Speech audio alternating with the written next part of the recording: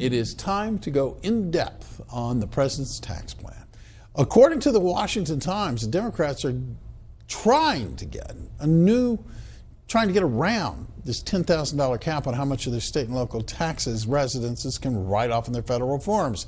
High-tax states fear their residents will quickly top the $10,000 limit. That is true for me personally, leaving them grumbling over their higher tax bills. That is true for me personally. What do you make of this? Give us a call. We want to hear what you are thinking. All right, let's break it down for you now. Here to help us do all of this is the founder and the president of Americans for Tax Reform, Mr. Grover Norquist. Grover, welcome to the program. Happy Monday to you. Good Monday to you, too. All right, Clay, we know this because you and I have had this conversation before, but I live in a high-tax state. I live in New Jersey. My governor's got the wackiest, weirdest idea. Well, almost. He was elected saying he was going to raise taxes. Now he's kind of like hemming and hawing about that. But the bottom line here is that Illinois, New Jersey, and New York have something in common. They are the three top states that people are moving out of. Yep. Because, Grover, they're going to have to account to their civilian population why they're taking so much of their money. Do you think this is going to work? Do you think that actually they are, or might they just do the simple thing here and cut taxes? Well, they're going to fight. They're going to try everything else first. They will try every door, every window to get out of reducing the high income tax brackets and the high property taxes. People have been leaving those states for 2 decades now, and that was when you could deduct your high New Jersey income taxes and your high New Jersey property taxes. In the future, you will not be able to have the New Jersey high income taxes, property taxes in New Jersey and the other 6 or 7 very high marginal tax rate states. You will, in fact, it will be very clear to you and painful to you how high New Jersey, New York, or California taxes are.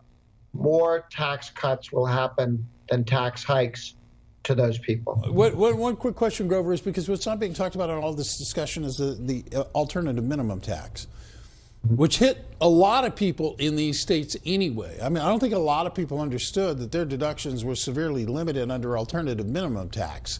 So, to some degree, they might be surprised. I don't know what the impact is going to be on me personally, but it is troublesome. The alternative minimum tax is gone for anyone who earns less than about $1 million a year. Yeah. So it's almost gone. And eventually our goal is to make it completely gone. But that does, 2 things happen. Taking the top rate from 39.6 down to 37% does reduce some of the pain that we're talking about. And also getting rid of the AMT makes it somewhat easier. Add to that, about half the country has a 401k, an IRA, a defined contribution pension, and you can look and see your life savings increase every week this last year and this new year. As people said, when this tax bill passes, all of your stocks are going to be worth more because the companies are going to be worth more because they get expensing going in and a lower rate coming out, which makes the same company more valuable, the same stock more valuable, good for investment, good for jobs, good for wages, good for people who've been saving. All right, well, I want to ask you about something because California's got some kind of wacky idea about maybe declaring state tax as a charitable donation, all kinds of goofy stuff. But there's a more interesting idea. As long as they make I want to ask you about this one because in New York, Governor Andrew Cuomo, this one fascinates me, okay? He's introduced a tax reform plan that is already being billed as an end run around this tax plan, because basically the idea is to reduce the state's reliance on income taxes that employees pay by introducing statewide payroll taxes that employers would pay. Now, this is bad for the businesses who do business here, but they are at least able to deduct those taxes that they pay. So that this is a really kind of It's an interesting way to go about this. It looks like it's perfectly legal. It probably is a big disincentive if I'm running a company here, Gordon. But of all of the ideas, this is the one that amuses me and interests me the most.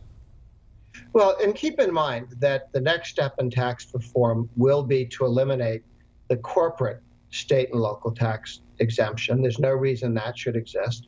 There's no reason we should allow state and local governments to have very high business taxes that are subsidized by other states. The only reason that was the case, I'm told, was that there's one state where there's an outrageously high corporate income tax with a Republican senator in it, and he said he'd really rather not have that happen. But when we have more than a one-vote margin, we will be able to come back and we will reduce the business tax for all businesses in all 50 states and get rid of the corporate state and local. So if New York thinks to do that, remember, making a business pay the income taxes for individual doesn't make it free.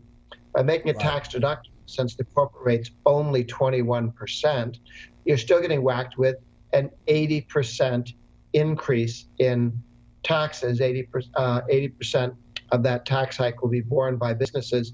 If New York thinks that businesses have not been leaving New York quickly enough, I would doubt that you would see the stock market stay in New York.